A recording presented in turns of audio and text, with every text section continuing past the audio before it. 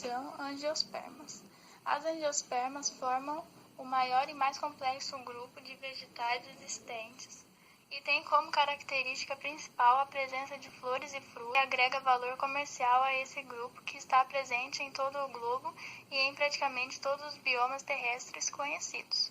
São ainda divididas em duas classes, as monocotiledôneas e as dicotiledôneas, que se diferem principalmente quanto à quantidade de cotiledôneas, primeiras folhas modificadas e relacionadas com a nutrição do embrião presentes. Estrutura dos angiospermas. As plantas angiospermas são as mais complexas da natureza, por isso elas apresentam diversas estruturas. Raiz.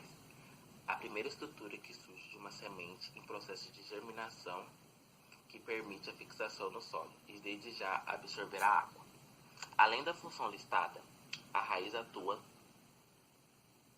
também no processo de armazenamento e condução. Como as raízes atuam no processo de fixação do vegetal ao solo, geralmente elas se mostram ramificadas, constituindo dessa forma a chamada sistema radicular da planta. Podemos caracterizar a raiz da seguinte forma: corpo não segmentado em nós e entre nós, órgão que não possui folha e gemas. Raras exceções: raiz aérea. A maior parte das plantas possui raiz subterrânea. Na maior parte das vezes, as plantas não possuem clorofila em sua raiz, com exceção daquelas plantas que possuem raiz aérea, como a orquídea. As raízes são compostas pelas seguintes partes: coifa, protege o ápice da raiz contra o atrito e a transpiração excessiva, protege principalmente na zona lisa e tecido meristemático. Zona lisa de crescimento, promove o crescimento da raiz que é subterminal. Zona piléfera. Essa zona da raiz tem como principal função absorver a água e nutrientes dissolvidos que estão disponíveis no ambiente. Zona de ramificação. Nessa parte da raiz é que se formam as raízes secundárias. Colo. Tratam de uma região de transição entre a raiz e o caule. Folha. As folhas desempenham basicamente duas funções importantes para a vida das plantas: a fotossíntese e a transpiração. Para que seja entendido como as folhas realizam essas funções, vamos conhecer o estomato. O estomato são estruturas existentes na epiderme das plantas, constituídas de duas células especiais, as células guardas. Entre essas duas células existe uma abertura que comunica o interior da folha com o ambiente externo. Essa abertura é chamada de ostiolo. Através do ostiolo, as folhas fazem as trocas de gases entre as plantas e o meio externo. O controle da abertura e fechamento do ostiolo é feito pelas células guardas. Quando se enche de água, elas empurram a parte oposta do ostiolo para a lateral e abrem o orifício.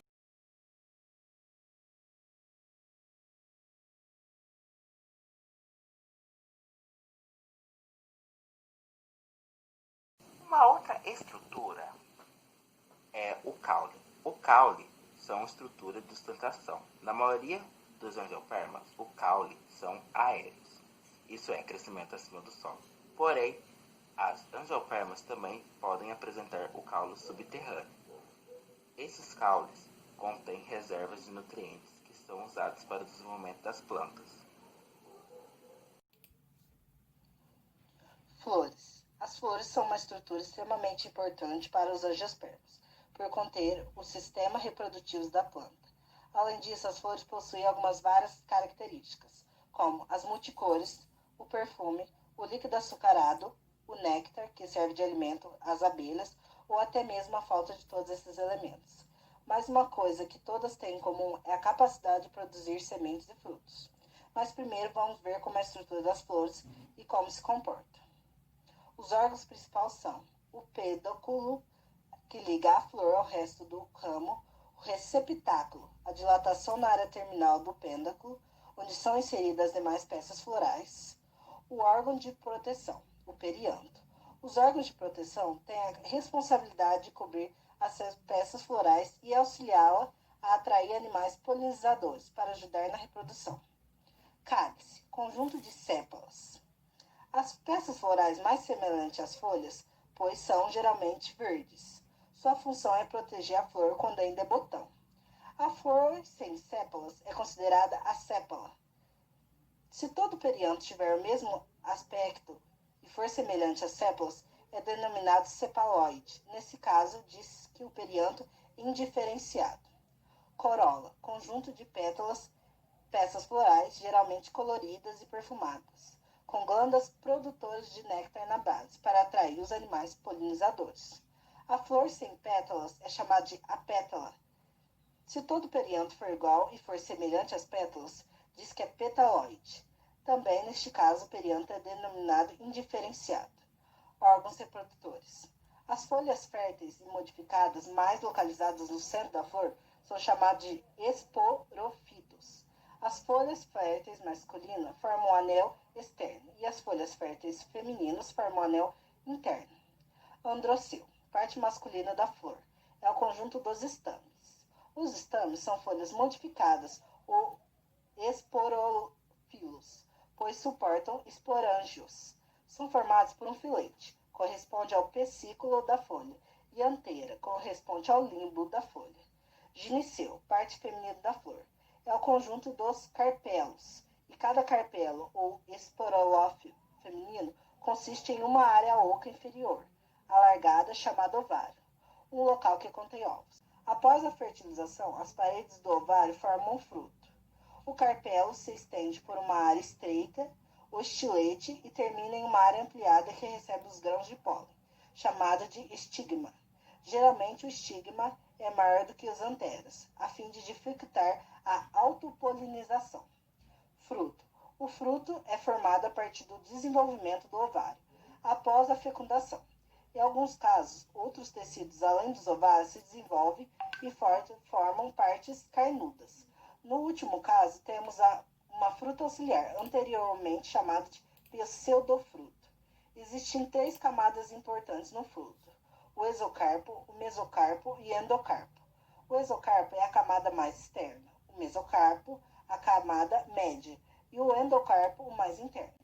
Em geral, as frutas podem ser divididas em simples, agregadas e múltiplas. Frutas simples são frutas feitas de um ou vários corpos frutíferos conectados entre si. Podemos dar exemplo como abacate. O chamado fruto agregado são aqueles formados por uma flor que possui carpelos separados. Podemos citar a framboesa como exemplo. Por sua vez, muitos frutos são aqueles que surgem da inflorescência. Podemos citar o abacaxi como exemplo. As angiospermas possuem um ciclo de vida alternante, alternando as gerações haploides e diploide. A geração haploide é a geração gametofítica, pois produzem gametas. A geração diploide é chamada de geração esporofítica, pois, após os gametas fecundarem, eles originam um zigoto, que se desenvolve formando o esporófito. A reprodução das angiospermas acontece através da polinização, que é o transporte do grão de pólen da antera até o estigma. Ao cair sobre o estigma de uma flor da mesma espécie, o grão de pólen germina e forma o tubo polínico, que cresce até o ovário. Ao chegar no ovário, sofre divisão mitótica, formando 2 núcleos espermáticos. Um deles se funde com a oosfera, que é o gameta feminino, formando o zigoto, e o outro se funde com outros 2 núcleos, formando o núcleo triploide, que dará origem ao endosperma, que armazena nutrientes para o embrião. Por ocorrer 2 fecundações simultâneas, é chamada de dupla fecundação. O desenvolvimento do zigoto, do endosperma e outras partes do óvulo formam a semente. Existem 2 tipos de polinização. A autopolinização, que ocorre em plantas hermafroditas. O pólen da planta fecunda a oosfera dessa mesma planta. E a polinização cruzada, que ocorre entre plantas diferentes. A polinização cruzada pode ser realizada pelos mais diversos agentes, como ventos e animais. As plantas visitadas por animais possuem atrativos, como cores, pétalas grandes, cheiro e néctar. Dois grandes grupos, de acordo com o número de cotilédones: as monocotiledôneas e as dicotiledôneas. As monocotiledôneas possuem um cotilédone, possuem raiz fasciculada, flores trímeras e folhas com nervuras paralelas. As dicotiledôneas possuem dois cotilédones, raiz axial, flores pentâmeras e folhas com nervuras em rede. Principais diferenças: as sementes da angiosperma são colocadas dentro de uma fruta e a gimnosperma possui sementes nuas. No entanto, a gimnosperma depende principalmente da polinização pelo vento. O esporófito da angiosperma e gimnosperma é diferenciado em raiz, caule e folhas. Angiosperma e gimnosperma têm vasos e células. O sistema vascular é comum a ambos, constituído de conjunto e feixes vasculares. Poliembrionia, uma característica comum das gimnospermas e também comum em algumas angiospermas. E um suspensor é formado. Principais diferenças: as sementes da angiosperma são colocadas. Curiosidades: de todas as espécies do grupo, 65% são dicotiledôneas. As angiospermas é o grupo mais predominante da Terra. Das 350 mil espécies conhecidas atualmente, 250 mil são angiospermas. É o único grupo que contém raiz, caule, flor, fruta e semente em uma só planta. O tomate é um fruto na qual possui vitaminas e sais que auxiliam muito na manutenção do corpo, podendo proteger do câncer de próstata, e tudo isso com apenas 15 calorias por cada 100 gramas consumida. As angiospermas podem ser encontradas em praticamente qualquer tipo de ambiente. Algumas angiospermas têm fins medicinais, como a babosa, que além de ser cicatrizante, reidrata o tecido capilar. O seu processo de reprodução pode depender ou de animais ou da ação do vento. É o grupo de planta mais evoluído da Terra.